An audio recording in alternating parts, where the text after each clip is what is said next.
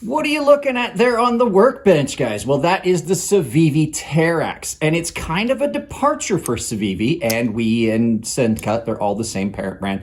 This one is not a titanium frame lock. This is more of a budget version. It's done in steel.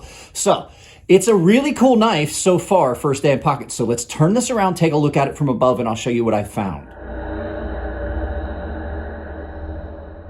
Well, guys, in the intro, I forgot to wish you guys a happy new year. It is the 2nd of January here for me. I know you guys are going to see this a while later, but this is the Civivi Terax. Now, it is done in steel, in a steel frame lock, with a Nitro V blade. So this is kind of a departure for Civivi. They typically are doing titanium and stuff like that, but I have not looked up a price or anything on this. I'm assuming that this is a much more budget option because of the choice of materials. So the blade on it has been done really well. I do like the blade. We'll talk about some of the bad things I found on this knife later. But first things first, before we go any further, first day in pockets, let's do a size comparison. So your first knife is going to be the Kaiser Begleiter XL. As you guys know, this took 3rd place in my Knife of the Year ensemble that I did. This is a 9-inch knife, so you can see this is a good bit smaller. This is out for a specific comparison we'll make a little bit later. So there you go, your first one. Your second knife is going to be the Benchmade 940, another knife most people should know. It's easy to pick that out of a lineup. So you can see this is not a small knife. It's not huge either. And then, as always, your final knife for comparison is going to be the Chris Reese Sebenza 21, the large 21, a knife that most people should have an idea of. It's one of the most popular knives in the knife community. So you can see really similar in size. Not a huge knife by any long stretch. So let's get this out of the way and we'll talk about the things that I found this first day in carry. So let's just do a general walk around. Now, I have only carried this for a couple hours. I actually had a bunch of stuff I was doing this morning, and I just didn't get around to throwing this in my pocket, even though I knew I was going to do a video. So it's about 10 a.m. I think I put this in my pocket around 8 or 9, so it's about an hour and a half, maybe 2 hours or so of carry. There's a lot of things I've noticed about this. The action on it is pretty good. You got a nice big blade on it. Flipper tab and thumb stud. It's very attractive. Jared has obviously resharpened this and taken the angle back a little bit. But as I would expect from Civivi, We Knife Company, or Sencut, you've got a very consistently well-ground blade with not too many issues. I don't see anything glaring. I may notice something later, but no problems so far. Nice big choil on that for sharpening, so you're not gonna be slamming into stones, which is a good thing. It honestly is. Having that there, a lot of people argue with me, but having a choil there when you sharpen a knife, it's gonna, not that it's gonna prevent the ugly ramping up, but it also is gonna prevent you slamming into the corners of your stones and just wrecking your stones. That is one of the biggest benefits. This is a frame lock with 2 big inlays of black G10 down the center of the scales on the outside, and it gives you a little bit of weight reduction because they are steel. There is no weight reduction on the interior of these scales, and we'll talk about the weight here in a minute. You do have a reversible pocket clip with no lanyard hole, but once again, you have got a lanyard post. I really do like the fact that they're giving people an option. I'm not a big lanyard guy. I don't like lanyard holes. This provides you an option for doing a lanyard without losing anything and uglying up the scales on a knife. I don't find lanyard holes to be attractive. Like I said, these are steel. There's my magnet is out. These are steel liners. And then there is nothing wrong, or I'm sorry, not liners, but steel frames. There's nothing wrong with a steel frame lock. Absolutely not. They've been, people did steel frame locks for years.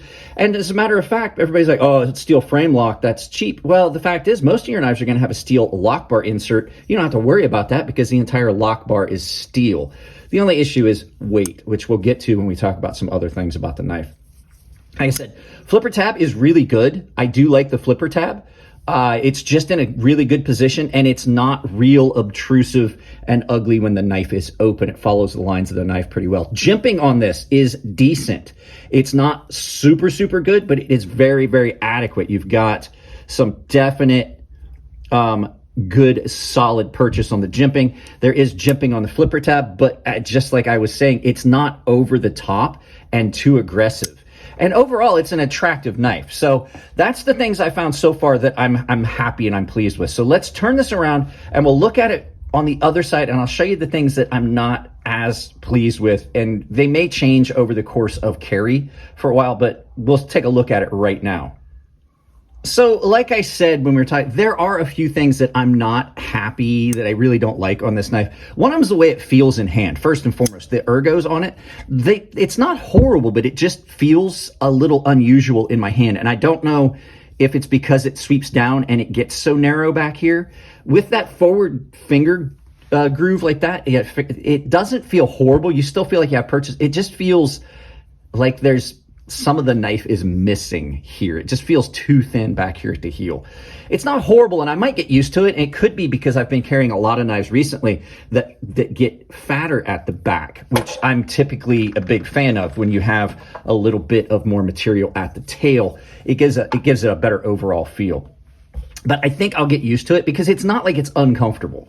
The next thing is it's really thick behind the edge. Jared has mitigated some of that by laying that edge back when he sharpened it, but it is still relatively thick behind the edge. That transition is a little bit better now that he thinned it, but you can still feel it's very abrupt. So there's that. The next thing I wanted to talk about, this, I'm never a fan of when that lock area right there is sharp. It's not horrible on this. It's not like oh my God, it's cutting me or anything. But I'm not a fan of it. I don't like the way that feels. They did do a good job of making sure that when the knife is closed, it marries up so you don't have that huge lip, but you still have a little bit of a one. And with that being said, also, this is another one of those knives that they've done that has this little angle here, and it's chamfered, but it still is very present, especially down on this front side of it right here. You can really feel it. It's not like it's like I said, it's not like it's same as this. It's not like, oh, that's cutting me, but it is definitely noticeable. Pocket clip, you guys know I'm not a fan of these pocket clips. This one's not horrible. It is definitely one that I know, but I can feel, but it kind of kicks my hand out of the alignment of the cut. I'm not sure if that's the pocket clip yet or the handles, but we'll find out. And then the last thing, this is heavy. And I use this as a comparison. I said we would talk about it later. This is a much larger knife. This weighs a good bit more. We will, it's noticeable. We'll go get my scale real quick and we'll look at it on the scale. Oh, hey, I didn't see you there. You guys caught me doing a little bit of housekeeping in between videos. Well, since you're here, let's do a quick talk about something. This is one of my favorite affiliates that I have. This is Coffee Brand Coffee. You can save 5% on your overall order if you use my coupon code CrazySharp at checkout. So go check them out. This is the best flavored coffee I've ever had. Done a test run on something and found something that you couldn't, like, this feels lighter, but I will tell you, this is a significantly larger knife. This knife comes in, this is the Begleiter XL, comes in at 5 ounces, but this significantly smaller knife comes in at 4 7/8. So you would think, I don't know, maybe it's just the balance on it. It definitely feels lighter. This is 143 grams, and this is coming in like 140. Yeah. So, I mean, I don't know. This feels heavier, and I think it's just where the weight distribution is just makes it feel different. I swear I thought this was going to come out lighter, but this should not be only 3 grams heavier than something that size. So let's get this out of the way, and I'll continue to explain why I'm an idiot. Once in a while you say something, you make yourself feel stupid, but this does definitely feel heavier, and I think it's just because of the weight distribution and where it's at. It feels heavier everywhere, as opposed to this feels very nicely tipped forward, which is something I like. I think that was what was I think that's what threw me off, but still, stop it. It's a very heavy knife for its size. So But those are never all bad things. Like if weight is something that really is something, like if you're a backpacker or a hiker and every ounce counts, this might not be the knife you want because it might not meet your requirements at its size point and its weight. So other than that, there's nothing really wrong I could say about the knife. I haven't done any real cutting with this. I opened a couple packages that I had sitting, and I think I'm gonna have to touch up this edge. There's a couple spots on it you can see right there that look like they might need a quick just strop or a touch up, and we'll see how that Nitro V does. I'm not gonna lie, I'm typically not a fan of Nitro V. It's not one of my favorite steels. It's not horrible. I'm just making a bunch of noise. It's not horrible, but I still don't like it as much as I like some other steels. So let's go ahead, let's turn this around. We'll do some final thoughts and send you out about your day. So there you go, guys. The Terax. It's not a bad little knife. I'm thinking that I'm going to get used to it over time. It's another one of those ones that just kind of feels unusual, and it could just be weight. It could be the shape of the handle. I'm pretty sure I'm going to get used to it, but we'll see as I go through the next couple weeks carrying this on and off to see how I feel about it. So there you go, guys. That's it on this one. If you like the videos, give them a thumbs up. If you don't like them, give them a thumbs down. But please try to tell me why. I can't change the content if you don't tell me what you don't like. If you want to support the channel, it's as simple as like, share, subscribe, drop a comment, hit the bell icon. If you do hit the bell icon, make sure you've got notifications set to all, or you will not get notified of everything I put up. And like I say, the like is the most important thing you can do for a channel. It helps push us up the algorithm. If there's a channel you like and you watch their videos and you don't like them, you are doing them a disservice if you say you like those channels. Other ways you can do it. I have a bunch of ways you can do it financially. I have a ton of affiliate links down below. All of them support the channel directly, and they do not cost you anything at checkout. The Amazon ones, you do not have to use a link specifically to find an item. You can click on any one of those and then look up any of the things that I talk about. If it's available on Amazon, that link will still work and I still get credit for it. Coffee Brand Coffee still has got a 5% discount, and you may still be able to get in. I don't know if Atlas VPN still is offering that 85% off that they were saying through the holidays. And then let's see, other ways you can do it. I have a membership that is down below. It is all tier-based. Everyone has access to my Gilded server, which is just like Discord. Baseline and premium tier members are entered into giveaways that I do on the Gilded server.